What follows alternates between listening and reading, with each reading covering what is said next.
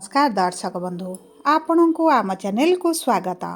आज भिडटी समस्त सिंह राशि व्यक्ति विशेषों बहुत गुरुत्वपूर्ण कार्यक्रम रही कारण यही भिडियो एमती ग्रह गोचर व परिवर्तन विषय आलोचना करवा जी आपणकर आगामी 3 मास माने यही 2025 शेष 3 मास को प्रभावित करने जाऊँगी एवं आपण जीवन में निश्चित भाव में गोटे बड़ परिवर्तन आने जाउछंती।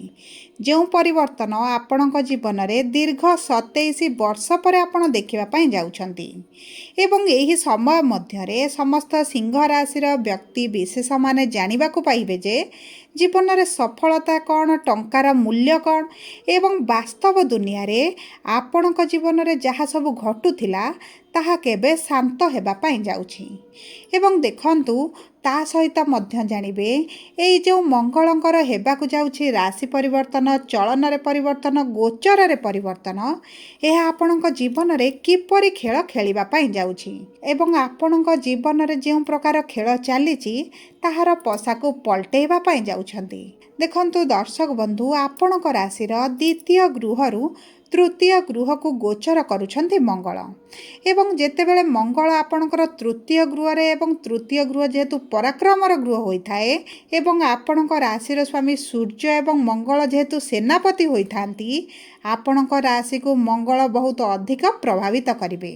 किंतु देखंतु एही 2025 गत 9 मास मध्यरे जहा किछि भी आपणक सहित घटी जाइथिला ताहा वर्तमान संपूर्ण भाव में बदली जिवो एवं आपण खाता कलम रे नोट करी रखंतु जे एही 3 मास आपणकर गत 9 मास ठारू संपूर्ण भाव में भिन्न रहिबो एवं आपणक जीवनर प्रकृत सत्य प्रकृत खुशी एवं प्रकृत रे शांति कौन सफलता कौन आपण निश्चित भाव में जानिबे। देखंतु दर्शक बंधु एही जो गत 1.5 वर्ष कि 2 वर्ष हेबो आपणक जीवन रे टंकार समस्या सहित बहुत गुड़िए दिगरु आपणक समस्या माड़ी बसीथिला आपणक सहित धोखा प्रतारणा विश्वासघातक मध्य होइथिबो ता सहित देखंतु आपण लोकंकु विश्वास करी जो विश्वासघातकता पाइछंती लोकंकु विश्वास करिबा मध्य आपण छाड़ी देइथिबे ता सहित आपणक जीवन को नूतन लोक आसीबा सहित किछि निजर भाबुथिबा लोक माने मध्य आपणक ठारू दूरेई जाइछंती ता सहित आपणक सहित बहुत गुड़िए छळ कपट करा जाई आपणकु फसा जाइछि आपणकु दोषी करा जाइछि एवं आपणक ऊपर मिथ्या आरोप मध्य लागिछि आपण गोटे एभली परिस्थिति रे फसी रहिछंती जे जो परिस्थिति रु किभली बाहरिबे मध्य ताहा आपण जानि पारु नाहांती आपणक मन भितरे एमिति सब दुख चिंता टेंशन घुरी बुलुछि जहाँ आपण काहाकू कहि पारु नाहांती किंबा ताहाकू सही मध्य पारु नाहांती। देखंतु दर्शक बंधु एही 2025 शेष 3 मास माने एही सेप्टेम्बर मास 20 तारीख ठारू आपणकर कन्या राशि तुला राशि को मंगल गोचर करुछंती माने आपणकर द्वितीय गृह रु तृतीय गृह को गोचर करुछंती एवं सेही गृह रे विराजमान करी आपणक जीवन को संपूर्ण रूप रे बदलाइबा पई जाउछंती।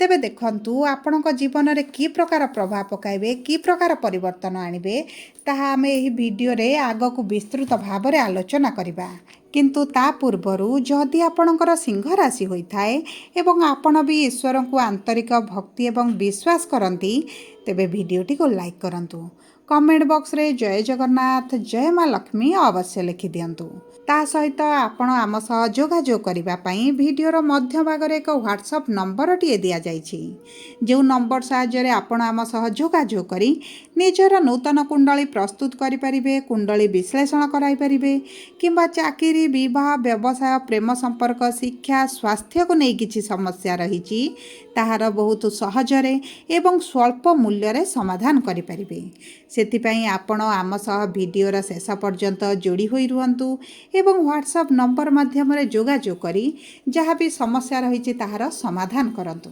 एबे आसंतु कार्यक्रमटी को आगक बढ़ाइबा।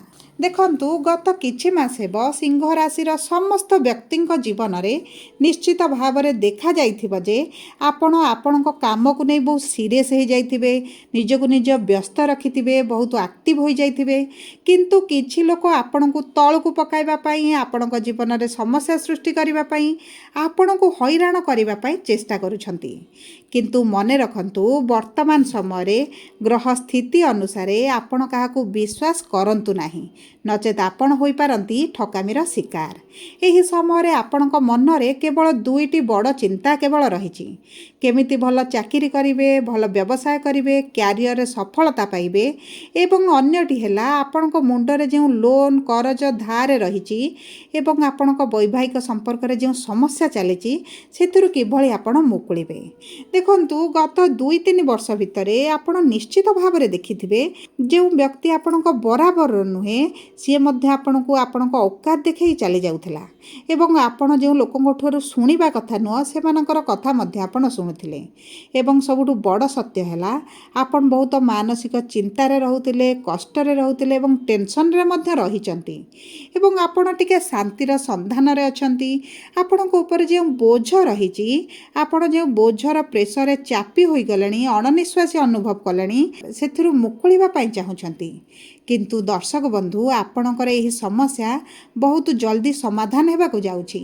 जो भली जीवन आपण बंचिबाकु चाहुचंती सेही भली जीवन आपण बंचिबा पई जाउछंती, कारण ईश्वरंक कृपारु गोचर रे बड़ परिवर्तन हेबाकु जाउछि।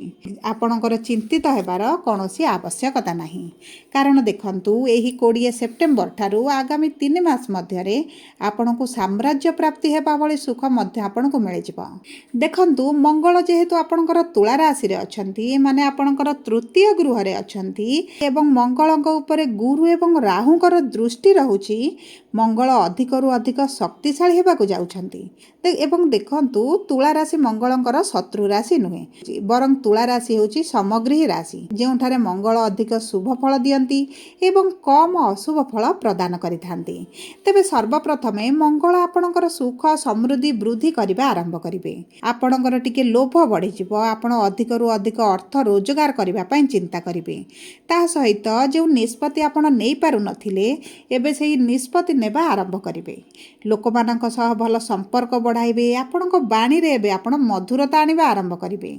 देखंतु आपणक संपर्क को मजबूत रखिबा पई मध्य लोकंक सहित भल संपर्क बढ़ाई काम हासिल करबा पई आपण किछिटा कूटनीति, किछिटा चालाकी मध्य आपण करबा आरंभ करिवे।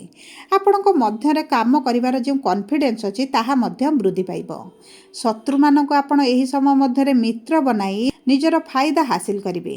जो व्यक्ति माने आपणको तळे पकाउथिले, आपणको समस्या रे पकाउथिले, सेमानक सहित मध्य आपण बंधुता करबा आरंभ करिवे। देखंतु आपण पूर्व अपेक्षा अधिक प्रैक्टिकल हे जिबा आरंभ करिवे। किंतु देखंतु आपणको ईर्षा करुथिबा लोक माने आपणक जीवन रे अधिक बढ़ी जिवे। सेति पई आपण जो काम करूछंती किंबा आपणकर जदि व्यवसाय अछि के लोक मानकु काम रे लगाइछंती, आपण भल भाव रे तदारक करंतु, चेष्टा करंतु, अधिकरु अधिक नजर रखिबा एवं काम करिबा निजे कले बहुत अधिक भल रहिबो। कारण यही समय मध्य आपणक शत्रु माने ईर्षा करुथिबा लोक माने आपणक पछरे हाथ धोई पड़ी जिवे, कारण आपणक सफलता को से माने सह्य करि परिबेनी। ता सहित जदि आपणक भाई भौणीक सहित संपर्क खराब रहितला ताहा मध्य मधुर होई जिवो। आपणक पैतृक संपत्ति के नै जो विवाद चलितला सेथिरे मध्य समाधान आसीबो। देखंतु आपणकर भाग्यर गृह को मंगलंकर दृष्टि रहुची, माने जदि आपण विदेश जावाक चाहुतिले तेबे बहुत भल जोग बनुची, किंबा आपण वैदेशिक मुद्रा मध्य रोजगार करि पारंती। आपणकर मान सम्मान प्रतिष्ठा रे वृद्धि घटिबो। आपण किछि नूतन चाकरी पई जदि अप्लाई करुथिले एही समय मध्य रे आपणको निज मन पसंदर चाकरी प्राप्ति होई जिवो। आपणकर बहुत दिन रु प्रमोशन पेंडिंग रहितला, प्रमोशन पई चेष्टा करुथिले होई पारु नथिला, ता मध्य आपणकर होई जिवो। कर्म क्षेत्र रे आपण जबरदस्त सफलता मध्य पाई जिवे। सबुठारु बड़ कथा हला आपण जे लोन सुझिबा पई चाहुचंती, जे करज सुझिबा पई चाहुचंती, सेथिरे मध्य आपण सफलता पाइबे। धीरे धीरे सुझिबा आरंभ करिवे। आपणकर गोटिए लक्ष्य रहइबो कि भली आपण करज मुक्त हेबे। देखंतु एही समय मध्य रे आपण किछि बड़ बड़ लोकंक सहित मध्य निज काम पई संपर्क बढ़ाइबे एवं आपण मध्य सेही कर्म रे सफलता पाइबे। आवश्यक पड़िले आपण मुंड नुआई देबे, किंतु निजर कर्म पूर्ण करिबा कथा करिवे, निजर स्वार्थ हासिल करिबा कथा ही करिवे। ता सहित आपणकर वैवाहिक संपर्क रे जो मतभेदटी बढ़ी जाइथिला, आपणक संपर्क मध्य रे आपण जे मुंड नुआउ नथिले, जहा फल रे आपणक मध्य रे तिक्तता, झगड़ा, मनमालिन, मतभेद चलिथिला, ସେହିଭଳି ପରିସ୍ଥିତି ଆପଣଙ୍କର ଦୂର ହୋଇଯିବ। ଯେଉଁମାନେ ଦ୍ୱିତୀୟ ବିବାହ କରିବା ପାଇଁ ଚାହୁଁଛନ୍ତି ଏବଂ ବହୁତ ଦିନ ହେଲା ଯୋଜନାରେ ଅଛନ୍ତି ହୋଇପାରୁନଥିଲା, ସେମାନଙ୍କର ଦ୍ୱିତୀୟ ବିବାହ ମଧ୍ୟ ହୋଇଯିବ।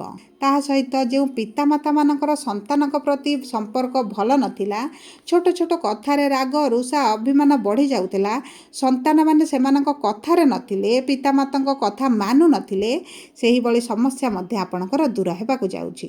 ଏହି ସମୟ ମଧ୍ୟରେ ଆପଣ କିଛି ଧାର୍ମିକ ଯାତ୍ରା କରିପାରନ୍ତି। ଯଦି ବି ପୂର୍ବରୁ ଆପଣ ପ୍ଲାନିଂ କରି ରଖିଥିଲେ, ସେଥିରେ ମଧ୍ୟ ଆପଣ ଯିବାର ବହୁତ ଅଧିକ ସମ୍ଭାବନା ଅଛି।